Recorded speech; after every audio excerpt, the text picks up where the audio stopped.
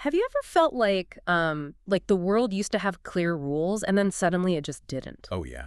All the time. Like, think about it. It's like you were playing this massive, incredibly complex board game, and you spent years learning the mechanics. You knew exactly how to win. You knew what the penalties were. Right, you had the rule book memorized. Exactly. And then right in the middle of your turn, someone just flipped the board, swapped out all the pieces, and, didn't even bother to hand you a new rule book.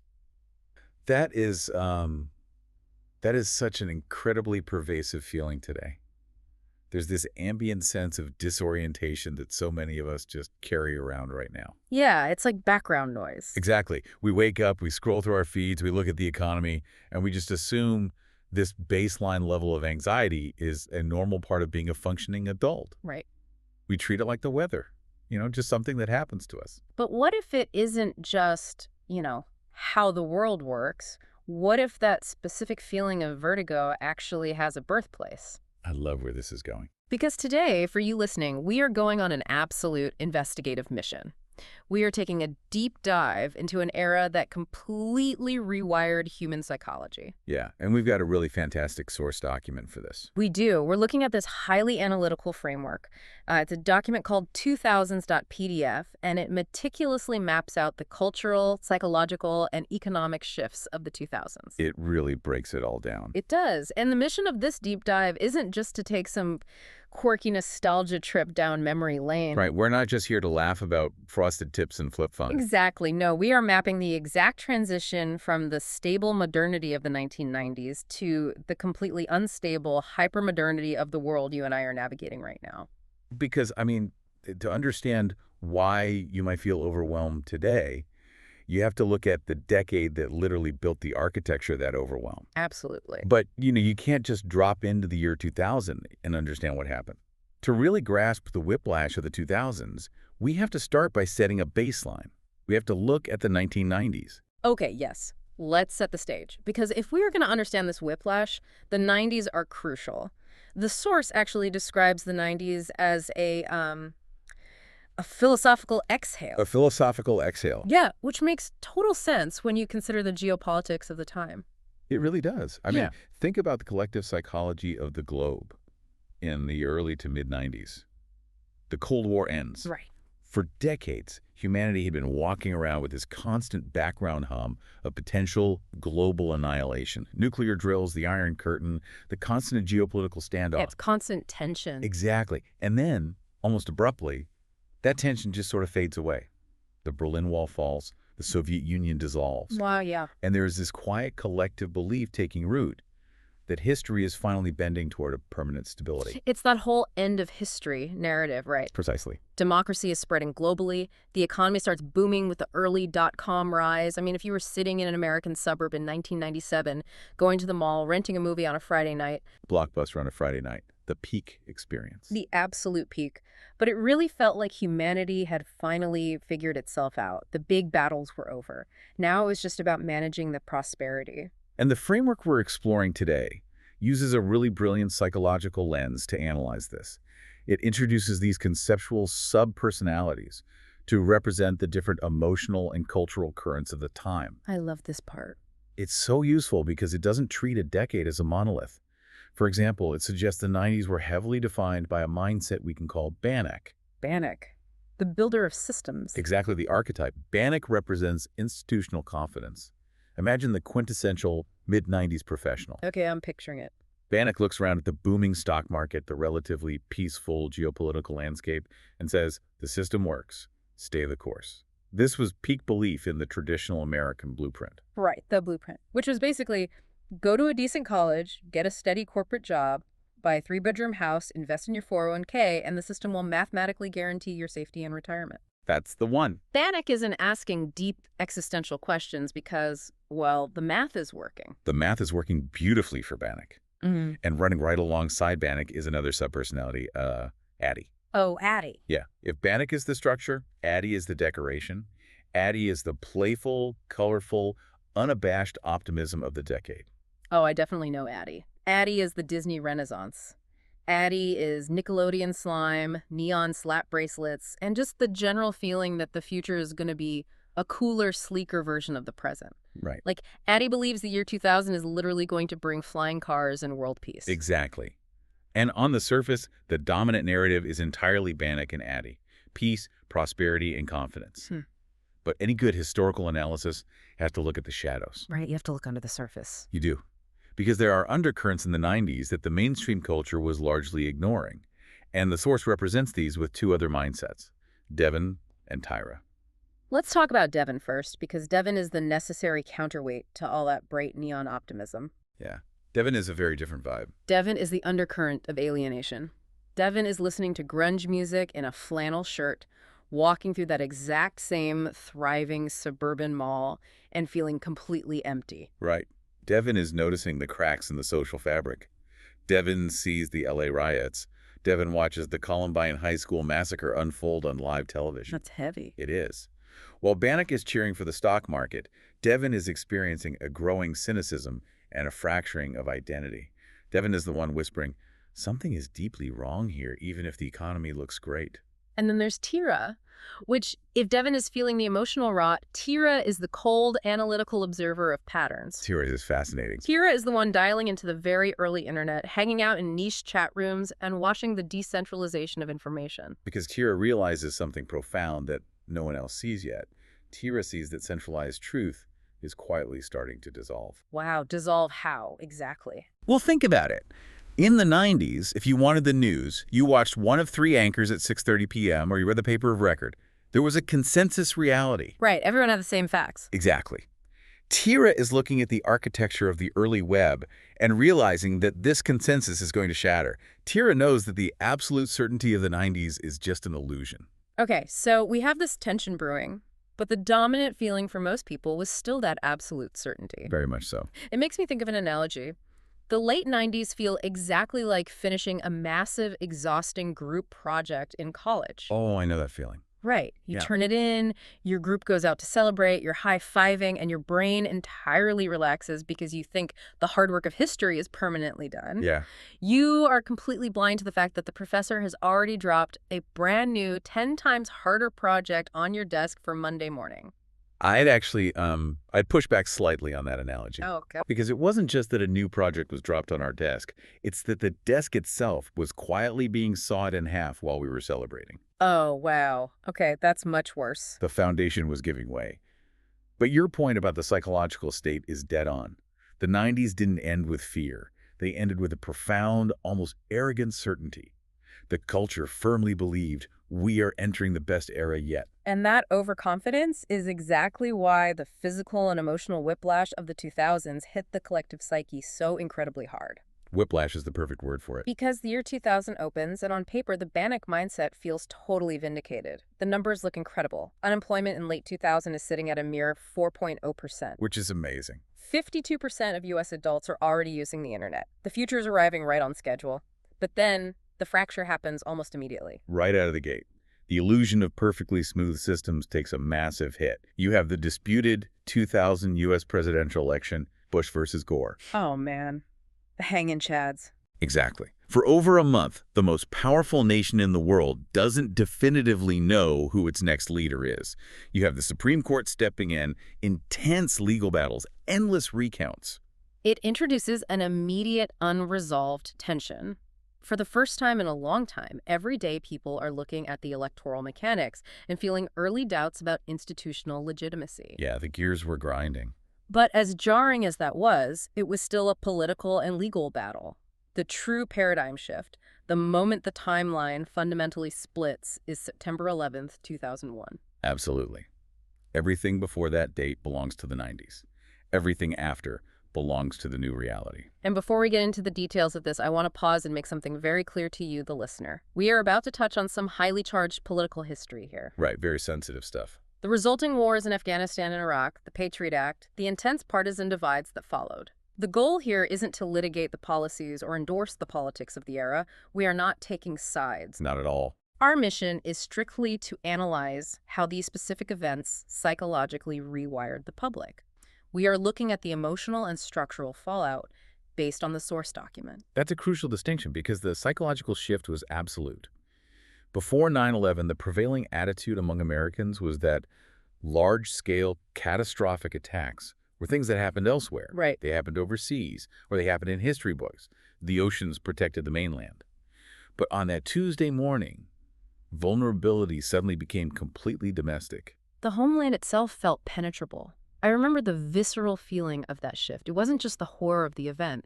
It was the realization that the bubble had popped. The 90s bubble was gone. And that initiates the defining philosophical struggle of the entire decade, the trade-off between security and freedom. Let's look at the mechanics of that trade-off because it's fascinating. In the 90s, the default assumption was that openness was inherently good. Open markets, open movement across borders, open flow of information. That was the recipe for progress. Yeah, that was Bannock's dream. Exactly. But almost overnight, a new calculus emerges. What are people willing to give up when they no longer feel physically safe? Safety suddenly begins competing with freedom as an equal, or in many cases, a vastly superior value. We saw this manifest in the new daily normal, and I mean, it happened so fast. Suddenly, you're taking your shoes off at airport security, you're throwing away bottles of water. Quick bands, yeah. It was wild. But it went so much deeper than just the TSA. Think about the color-coded government terror alerts constantly playing on the bottom third of cable news screens. Oh, the Homeland Security Advisory System? Yes. Imagine being a regular person, just making dinner on a mundane Tuesday in 2003, and the TV ticker changes from yellow, which meant elevated risk, to orange, which meant high risk of a terrorist attack. Right, just flashing on the screen. What are you supposed to do with that information? It didn't give you instructions. It just injected a low-level dose of existential dread directly into your living room. It trained the brain to constantly scan for threats. And that threat-scanning behavior bled right into the social fabric. There was a sudden, intense suspicion directed toward neighbors, specifically Muslims, Arabs, Sikhs, or frankly, anyone perceived as foreign or other. The culture just tightened up. It did. The openness of the 90s was replaced by a rigid, defensive posture. And simultaneously, we saw the absolute normalization of phrases like support the troops, becoming the default language of civic duty. Right. There was a massive unified patriotic surge initially, which, eventually corroded into long-term partisan exhaustion as the wars dragged on. But let's look at how fear actually operates here, because fear isn't just a fleeting emotion. When it gets institutionalized, it becomes a decision-making environment. That is a great way to put it. The public was suddenly willing to surrender massive liberties. Privacy, due process, open movement. The Patriot Act passes with overwhelming support because the logic of the time was, if you have nothing to hide, why worry? Right, the classic argument. Yes, the government is reading emails and tapping phones, and yes, it's invasive, but it keeps us safe. The psychological mechanism at play there is the desire for the feeling of control. When people feel entirely out of control, they will authorize immense power to anyone who promises to restore order. But I have to push back on that fundamental trade-off. Did these sacrifices, surrendering our privacy, accepting constant government monitoring, building this massive security apparatus, did they actually make people tangibly safer, or did it just make them more governed? That is the million-dollar question. Right. If fear is the primary lens a society uses to build its laws, doesn't the system just endlessly grow to justify its own existence? That is the exact tension we see between the subpersonalities we mentioned earlier. Let's introduce a new one from the text. Kenny. Okay, who is Kenny? Kenny is the pragmatist. Yeah. Kenny looks at a dangerous world and says, we need locked doors and surveillance cameras. Protection matters, and sometimes you have to break a few eggs to secure the perimeter. That sounds like the dominant voice of the early 2000s. It was. But Tira, our analytical observer from earlier, asks a much harder question. Tira asks, can a constantly frightened society still think clearly? Tira sees the slippery slope. Precisely. Kira understands that security apparatuses rarely ask for just a little bit of power, and they almost never give it back once the immediate threat has passed. Oh, wow. Yeah, that's true. Once you normalize prevention and mass surveillance, the boundary of what the public finds acceptable constantly moves. You fundamentally change the relationship between the citizen and the state. It's like deciding to build a massive fortress to keep the wolves out, but eventually you realize you've just built a prison for yourself, and the guards are watching your every move. That's a perfect analogy. But here is where the story takes a wild turn.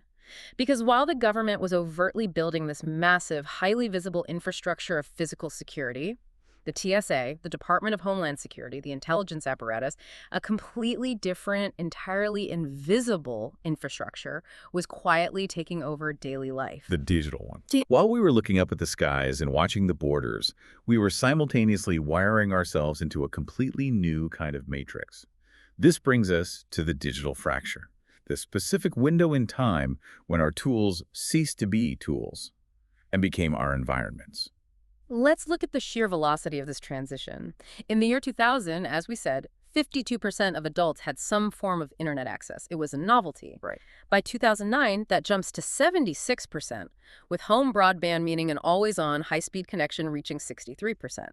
But it's not just the adoption rates, it's what was being built. The platforms. Exactly. This is the decade that birthed the titans that rule our current reality.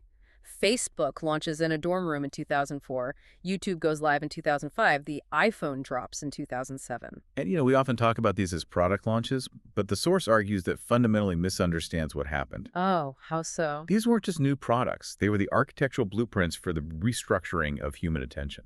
Let's break down the mechanics of that, because the distinction between a tool and an environment is everything. It really is. In the 90s and very early 2000s, the internet was a destination. Think about the physical act of using it. You had to sit down at a bulky desktop computer. You had to listen to the dial-up modem scream at you for 30 seconds. Well, that terrible static sound. Even Mom! You went on the internet to perform a specific task, right? Check an email, use an instant messenger, look up a specific fact for a school paper, and then, crucially, you logged off. Yes, you walked away. It was a tool, like a hammer or a reference encyclopedia. But by the late 2000s, with the advent of the smartphone and the algorithmic social feed, you didn't log off anymore. Never again. The internet stopped being a place you visited and became a layer wrapped around your entire life. It merged with human identity, memory, and social status. It became an environment. And you don't use an environment, you live inside it. I just want to dwell for a second on the specific weird sliver of time during this transition, because if you lived through it, the quirks were hilarious and profoundly human. The growing pains of the digital age. Exactly. Think about fighting with your siblings for your allotted hour on the family computer because it was located in a highly trafficked area, like the living room or the kitchen. It was a public family utility? It was. Yeah. Or the process of manually burning mixed CDs, carefully curating track lists to impress a crush. And my absolute personal favorite, printing out MapQuest directions on 5 sheets of printer paper, putting them on the passenger seat, and praying you didn't miss a turn in a strange city because that piece of paper couldn't recalculate your route. It was a highly tactile era of technology. You had to physically interact with the digital world. But the social mechanics were changing even faster than the hardware. Oh my gosh, the social media quirks. AOL Instant Messenger, AIM away messages. Oh, okay. Yeah. People would spend 20 minutes crafting the perfect cryptic song lyric to leave as their away message. It was acting as this mini emotional journal for everyone you knew to read and decode. It was so dramatic. And then MySpace. The absolute chaos of MySpace profiles where you had to learn basic HTML just to change your background, and someone's auto-playing emo song would blast through your speakers the second you clicked their page. It was the Wild West. It was chaotic, yes, but we have to look deeper at what was actually happening psychologically here. This era was the incubator for the modern self. To understand this, we need to look at 2 more subpersonalities from the framework, Liz and Mac. Okay, give me the breakdown. Who are Liz and Mac? So Liz is the performer. Liz cares about optics, social standing, and how she's perceived by the crowd. Mac, on the other hand, is the pulse of the culture, the trendsetter, the one defining what is cool and relevant. Okay, I track that. Before the mid-2000s, Liz and Mac operated in physical spaces. The high school cafeteria, the office water cooler, the local club. But in this era, the internet began teaching Liz and Mac how to be visible on a global scale. Oh, wow. It's the birth of performative identity. Exactly. When the internet transitions from a tool to an environment, it changes your behavior.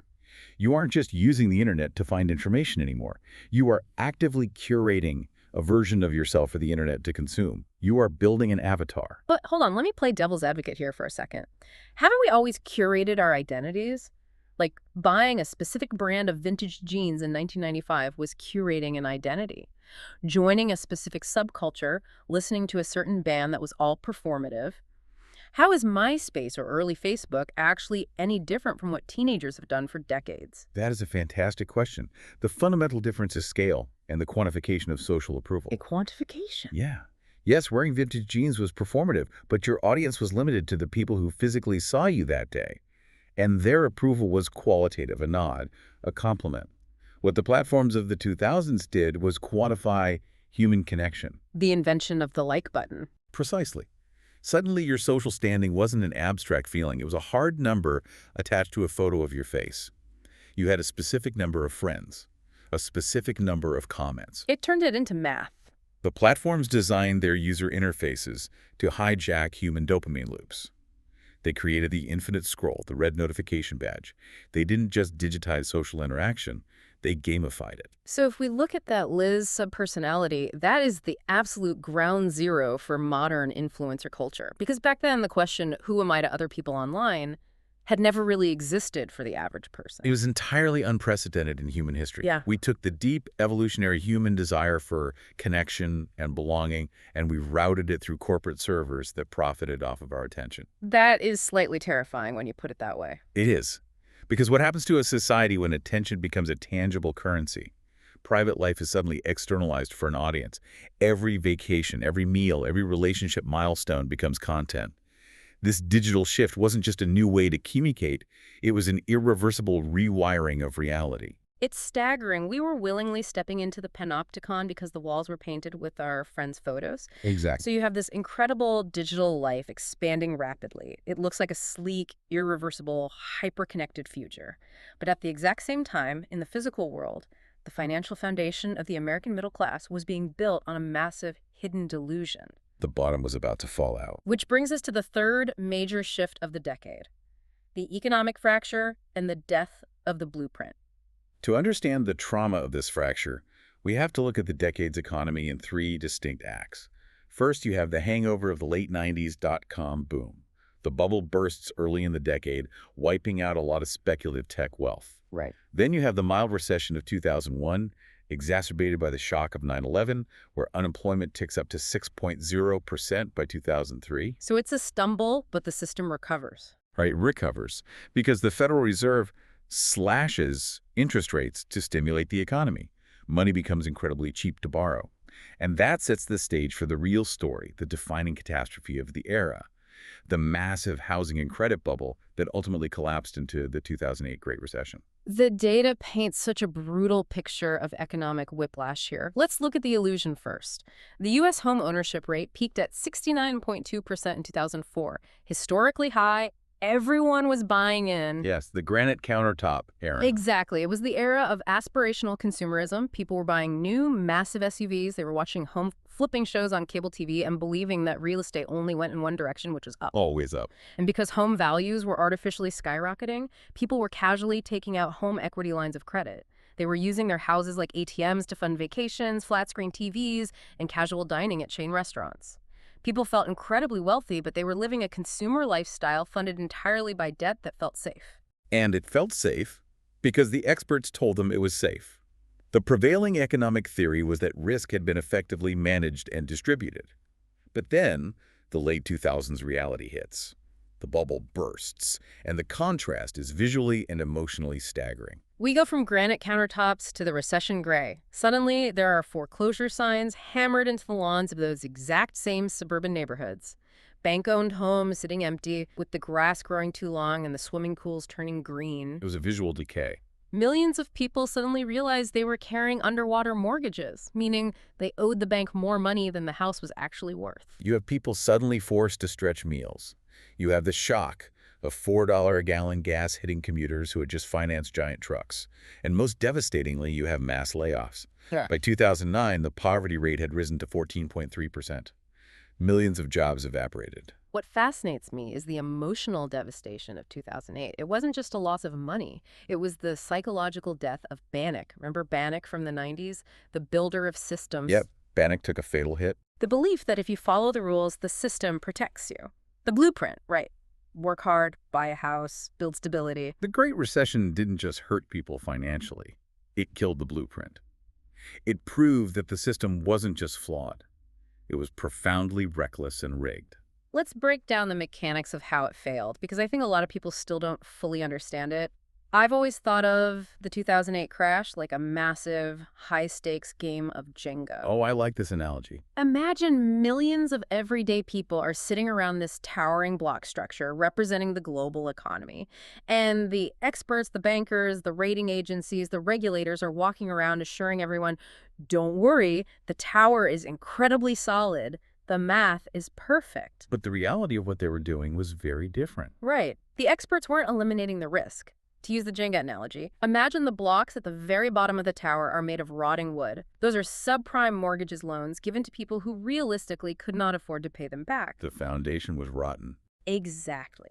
And the bankers took those rotting blocks, painted them gold, slapped a AAA safe rating on them, and shoved them into the middle of everyone else's towers in these complex bundles. And what you're describing are mortgage-backed securities and collateralized debt obligations. Yes. The financial sector realized they could make massive fees by originating loans, bundling them up, and selling them off to global investors.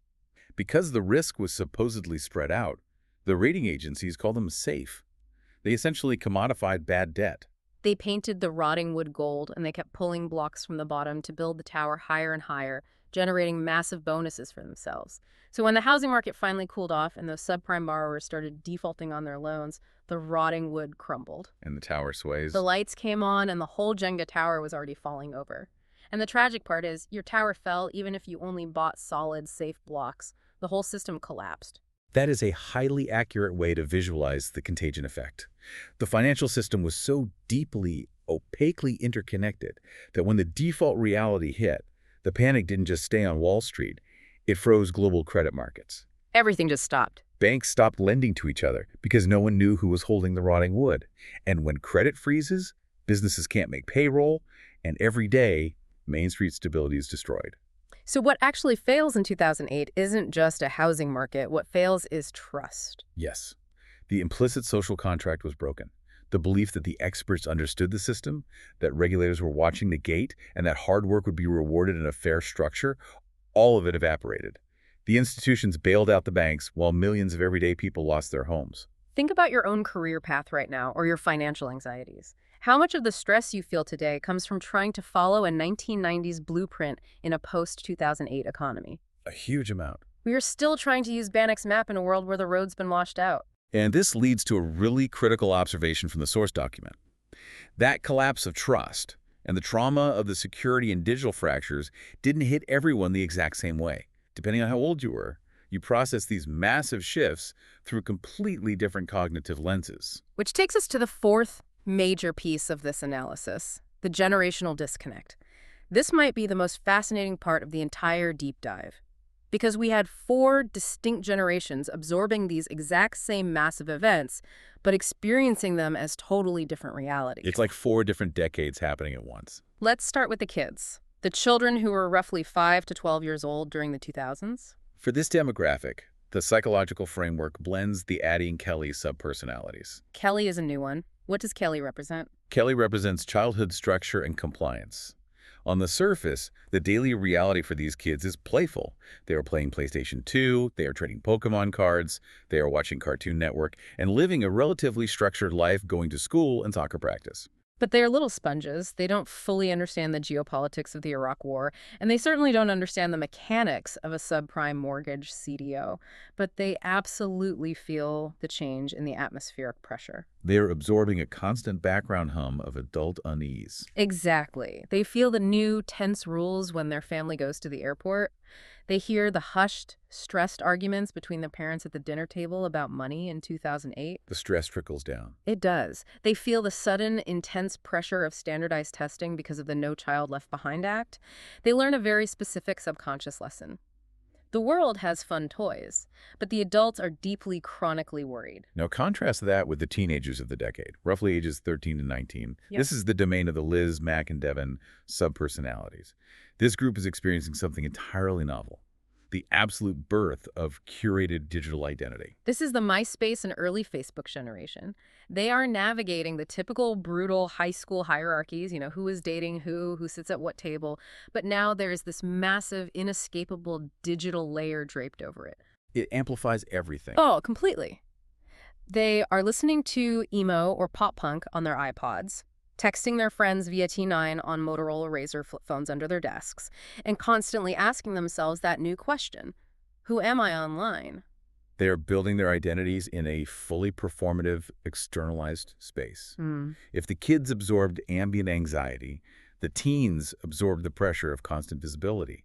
They learned that validation is something you can measure in friend counts and wall posts. And then you get to the adults, the 25 to 50-year-olds, the people actually running the country and households. The analysis calls their experience the double fracture. Because they bear the direct weight of responsibility for both crises. Yeah, They took the massive psychological hit of the 2001 security fracture. right. Suddenly, they had to figure out how to protect their families in a world that felt newly dangerous and unpredictable. They adapted, they kept going. And then, just as they find their footing, just as they buy into the mid-2000s real estate boom and think they are doing the right thing, bam!